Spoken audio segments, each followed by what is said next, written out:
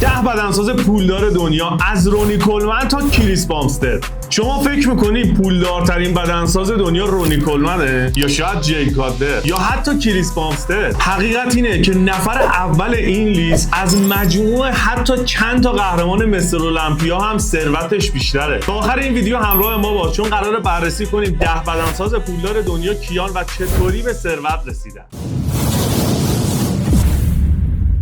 سلام، خوش اومدید به کانال همدان ماسل. اگر به دنیای بدنسازی مستر المپیا و قهرماناش علاقه‌مندی حتما کانال ما رو سابسکرایب کن، این ویدیو رو لایک کن و زنگوله رو فعال کن که هیچ ویدیویی رو از دست ندی. مستقیم بریم سراغ لیست. نفر دهم میشه بیگرامی. اون به طور میانگین تقریبا 10 میلیون دلار ثروت داره. بیگرامی دوبار قهرمان مستر المپیا شده و جدا از بحث جوایزی که از مستر المپیا گرفته، خودش هم کسب و کار شخصی داره.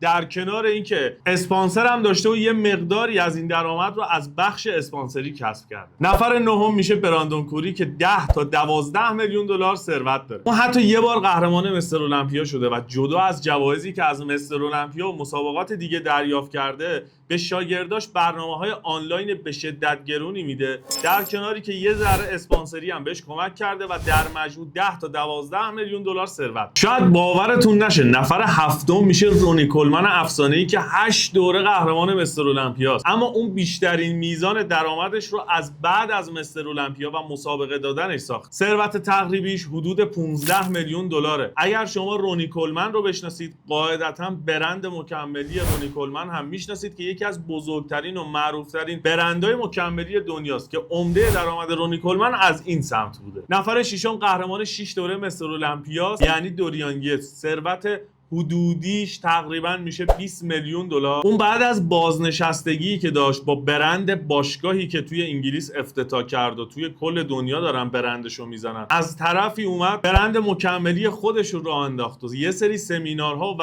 وبینارهای آموزشی هم گذاشت. این ثروت 20 میلیون دلار رو تقریبا از اونجا به دست آورد. نفر پنجم میشه جی کادر افسانه‌ای که 4 دوره قهرمان مستر المپیاست و ثروتش حدوداً 30 میلیون دلاره. جی کادر فقط یک قهرمان نبود، بلکه تاجر موفقی هم بود و خودش رو تو این هیته ثابت کرد. برند شخصی مکملی جی کادر، سرمایه‌گذاری‌های مختلف تو کشورهای مختلف و حضور دائمیش در فضای مجازی باعث شده هنوزم که هنوزه یکی از پردرآمدترین بدنسازهای حال حاضر جهان. نفر چهارم میشه دکستر جکسون با ثروت حدودی 35 میلیون دلار. اون رکورددار بیشترین مسابقه دهنده در مسابقات IFBB پرو یا MPC.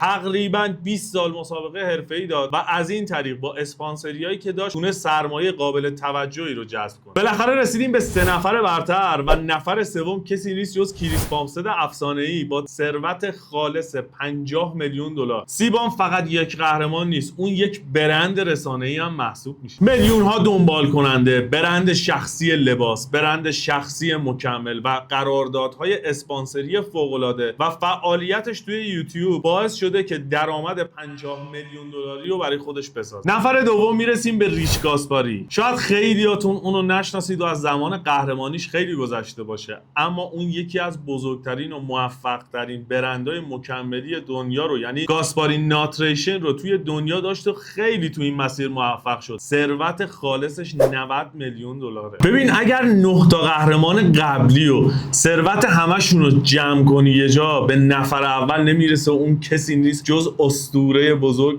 آرنولد. ثروت خالصش تقریبا بیشتر از 1.5 میلیون دلاره. آرنولد نه تنها یکی از بزرگترین بدنسازهای دنیاست، بلکه یه سرمایه گذار به شدت موفقه. بعد از بدنسازی وارد صنعت سینما شد و تونست میلیون ها دلار از این طریق به دست بیاره. بعد از اون در املاک سرمایه گذاری کرد و کسب و کارهای مختلفی رو انداخت. اون حتی فرماندار کالیفرنیا هم شد. به همین دلیله که ثروتش از مجموع 9 نفر بعدی حتی بیشتره. خب رفقا، همونطور که دیدید بدنسازهای معروف اکثر درآمد و ثروتشون رو از طریق مسابقه دادن در مستر المپیا به دست نیاورد. جوایز مستر المپیا بخش کوچکی از درآمد اونا. برند شخصیشون، کانال یوتیوب، پیج اینستاگرام، فروش مکمل یا حتی برندهای شخصی لباس و شرکت کردن در سمینارها و وبینارها باعث شده این همه درآمد برای بدنسازی معروف در بر داشته باشه. حالا نوبت شماست. توی کامنت ها برامون بنویسید که چه کسی لیاقت بیشتر از درآمد 1 میلیارد دلار رو تا الان داشته. اگر از این ویدیو خوشتون اومد این ویدیو رو لایک کنید، کانال ما رو سابسکرایب کنید، زنگوله رو هم فعال کنید و منتظر ویدیوهای بعدی باشید.